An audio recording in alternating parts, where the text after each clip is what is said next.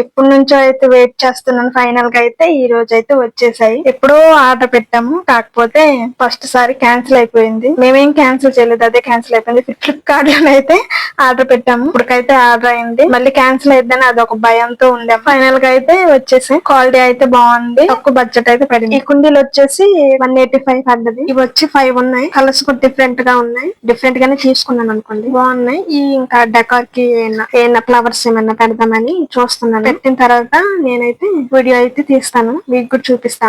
ఇది వచ్చి save for money. అసలు ఎంత చిన్నగా వచ్చిందో, ఇంకా పెద్దగా వచ్చిద్దేమో అంటే 50,000 అన్నమాట. 50,000 కి ఇంకా పెద్దది వచ్చిద్దేమో అనుకున్నాను. డబ్బులు పడతాయో లేదో తెలియదు. అన్ని డబ్బులు ఇదే ఎప్పుడు నుంచి పెడదామని ట్రై చేస్తున్నాను. క్యాన్సిల్ అవ్వడం గానీ, లేకపోతే ఆర్డర్ పెట్టినా క్లిక్ అవ్వట్లేదు అలాగని.